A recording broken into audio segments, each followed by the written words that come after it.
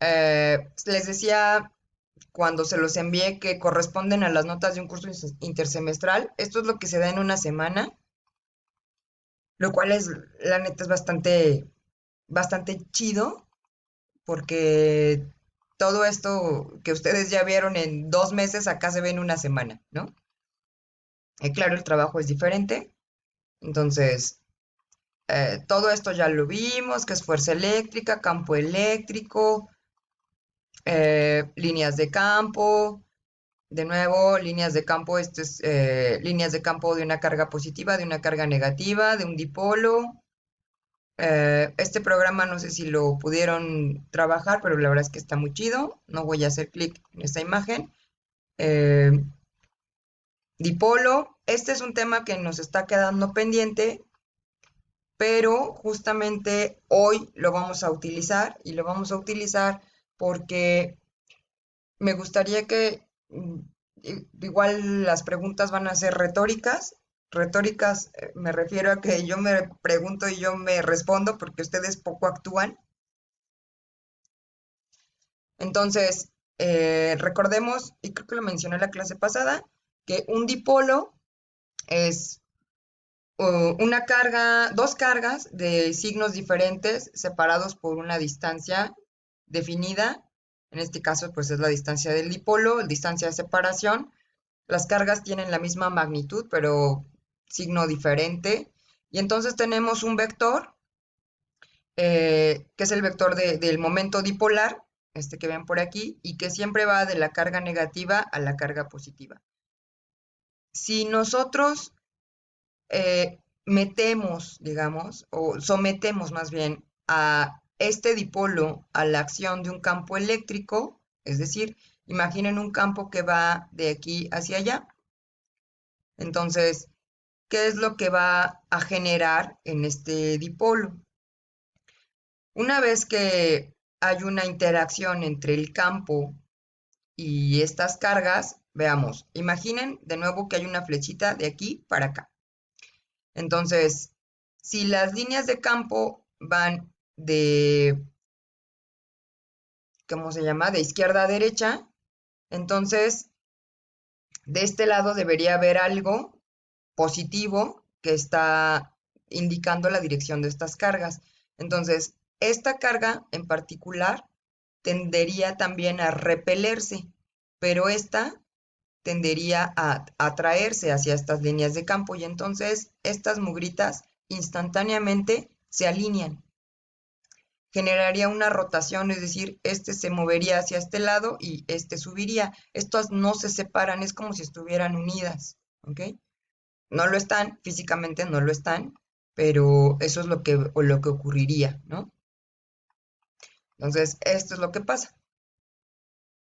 Entonces, en presencia de un campo eléctrico, esta carga experimenta una fuerza, esta carga experimenta una fuerza de la misma magnitud, y por lo tanto genera una rotación, y a esa rotación la llamamos torca. Esta torca no es otra cosa más que un producto, denme un segundo, creo que nada, bien, esta, ¿siguen viendo lo que yo veo? Gracias. Entonces, esta torca genera, digamos, esta rotación, pero, y básicamente es el producto cruz, espero que recuerden el producto cruz, que es el producto cruz del vector P. Este vector P es tiene una dirección única, que es de la carga negativa a la carga positiva. Entonces genera esta rotación, y por el simple hecho de rotar también hay una energía asociada, ¿ok?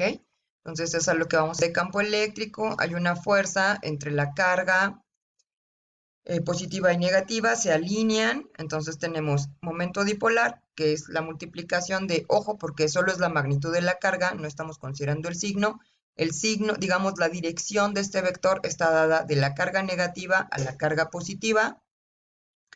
Eh, la torca está generada por el producto de este vector P y el campo. Es el producto cruz entre estos dos. El ángulo inicial en el que está colocado el dipolo, pues sí es importante.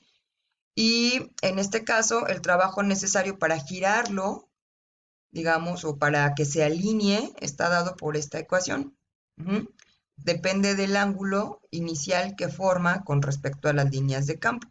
Entonces, digamos que esta sería como la formalidad, y lo que tendríamos es que al momento de rotar hay una energía asociada, y esta energía está dada como menos el momento dipolar, producto punto, el campo. Recordemos que la energía es un escalar, mientras que esto es un vector, ¿ok? La torca es un vector.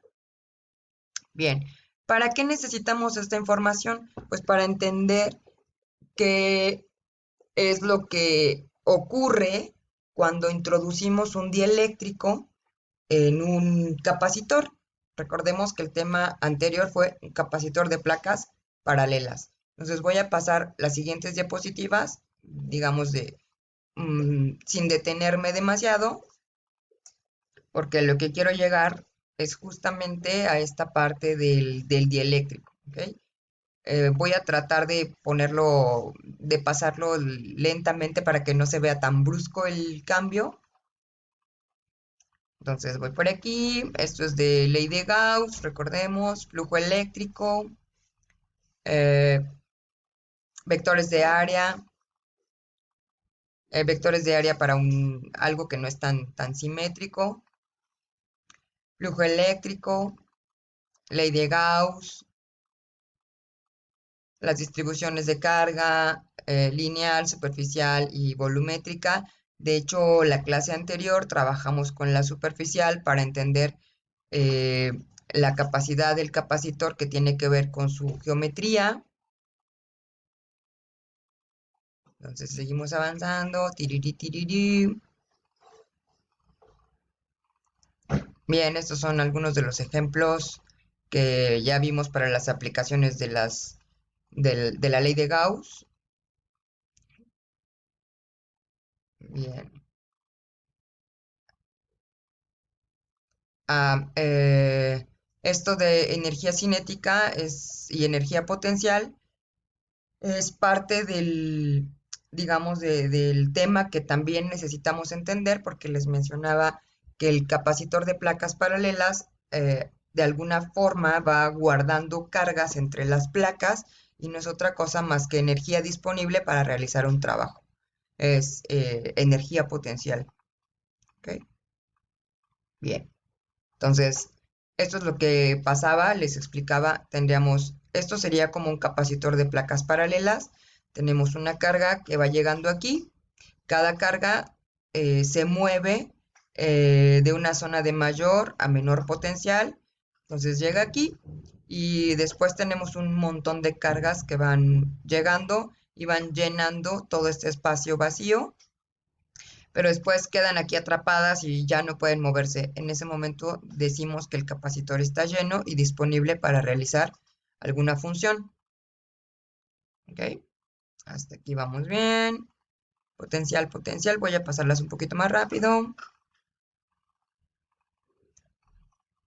¿Siguen viendo lo que veo?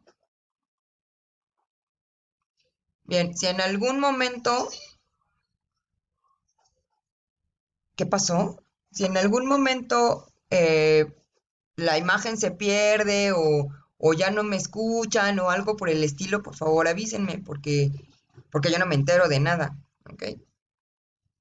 Entonces, no sé si vieron, creo que no vieron esta diapositiva, ni la vieron ni la verán, porque cuando hicimos el examen, bueno, ahora ya la están viendo, así que eso de ni la verán lo voy a omitir, porque les decía, porque en el examen venía una pregunta sobre los conductores. Y entonces creo que ignoraron por completo estas notas. Igual solo las recibieron y las guardaron en su celular, medio la abrieron y más nada. Pero la clase pasada platicábamos un poquito sobre la teoría de bandas.